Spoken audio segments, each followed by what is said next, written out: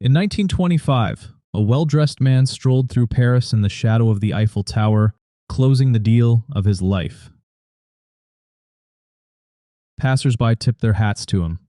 "Monsieur le Ministre," they called out, and he nodded back like it was nothing. He wasn't a minister. He wasn't even French. His real name, if he ever had one on record, is still disputed today.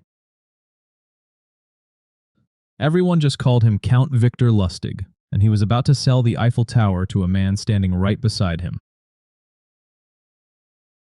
The strange part isn't that he pulled it off. It's that he'd pull off the exact same trick again, months later. Lustig was born in 1890 in a small Austro-Hungarian town, in a place historians still can't fully confirm.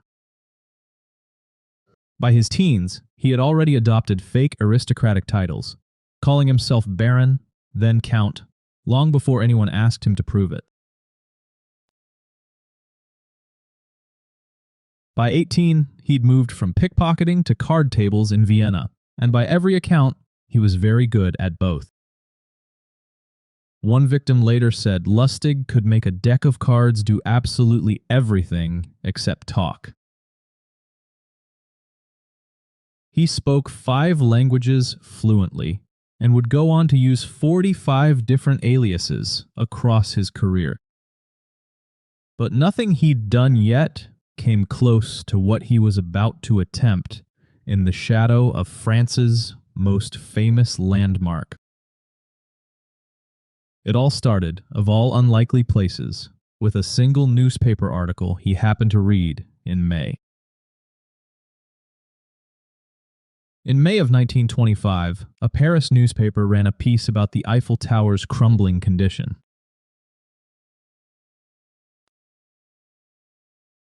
The tower needed constant repainting, expensive elevator repairs, and regular safety inspections nobody wanted to keep paying for. Buried in the article was a passing comment.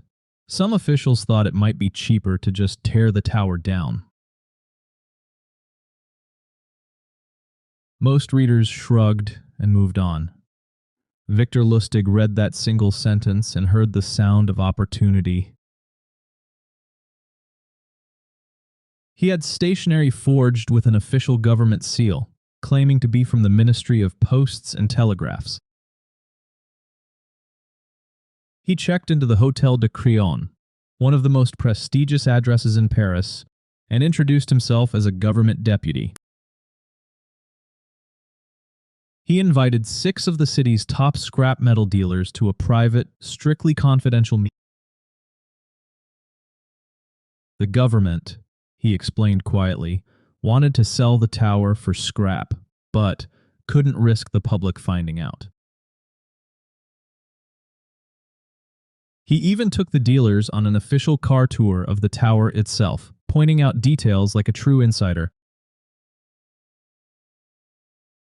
During that tour, he was quietly studying each man, looking for exactly the right kind of mark.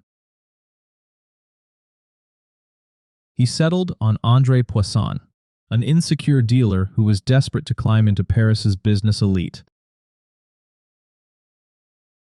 Poisson wanted this deal badly enough to ignore every single warning sign standing right in front of him.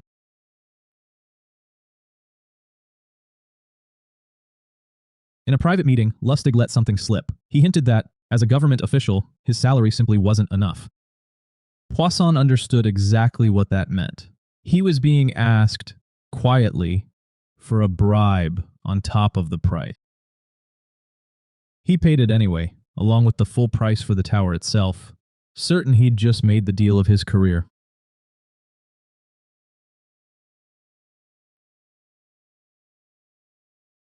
Lustig took the money and disappeared to Austria that same day, ready to live comfortably off it for months. For weeks afterward, he checked the French newspapers, waiting for headlines about his scheme. There were none at all. Poisson never once went to the police. He was too humiliated to admit he'd been fooled that badly. So 6 months later, Victor Lustig did something almost nobody would dare. He went back and ran the exact same con again. Same story, same forged papers, same hotel, 5 brand new scrap metal dealers standing in for the last group. This time, though, one of his marks grew suspicious and actually went to the police before Lustig could vanish. He barely escaped France with his freedom intact and decided it was finally time to try his luck in America. In the United States, Lustig unveiled an invention he called the Romanian money box, supposedly powered by radium. The box, he claimed, could print genuine $100 bills, one every 6 hours, using nothing but the machine itself.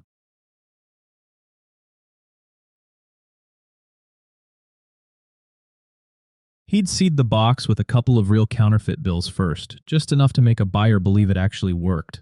By the time any buyer realized the box printed nothing on its own, Lustig was already long gone with their $20,000. He used the exact same trick on a sheriff in Texas, then doubled back and sold him counterfeit cash on top of it.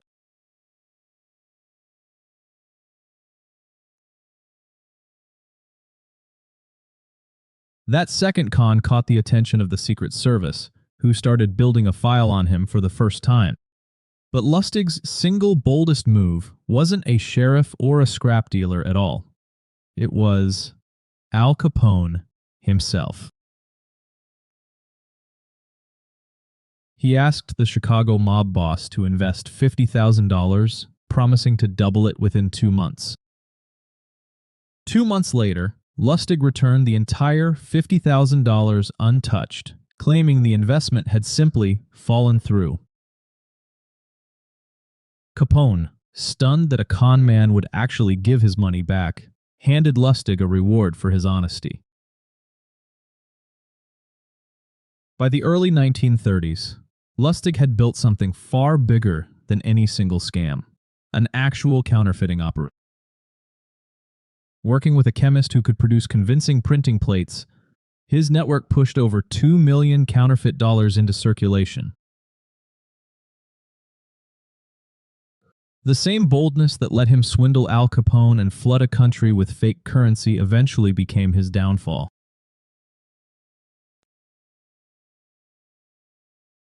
In the end, it wasn't the government that finally caught him. It was jealousy from someone close to home. His girlfriend discovered he was seeing his partner's mistress on the side and tipped off federal agents out of pure spite. In May of 1935, federal agents arrested Lustig in New York and searched him thoroughly. In his wallet was a single subway locker key. Inside that locker, $51,000 in counterfeit bills. The printing plates were sitting right there too. For once, the evidence against him was completely undeniable.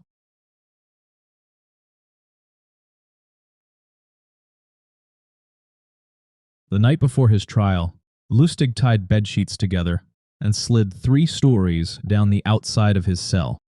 He evaded police for nearly a month before finally being caught in Pittsburgh, reportedly saying, "Well, boys, here I am." A judge sentenced him to 20 years in the one prison built to hold men exactly like him, Alcatraz.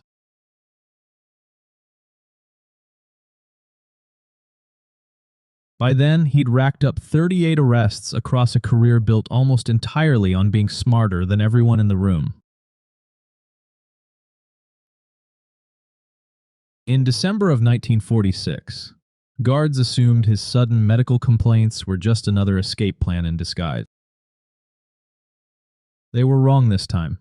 Lustig was seriously ill and was transferred to a federal medical facility soon after. He died on March 11, 1947, from pneumonia linked to a brain abscess, largely unnoticed by the world outside. His death certificate listed his occupation as apprentice salesman, the last quiet con of a man who'd spent his life selling lies as truth.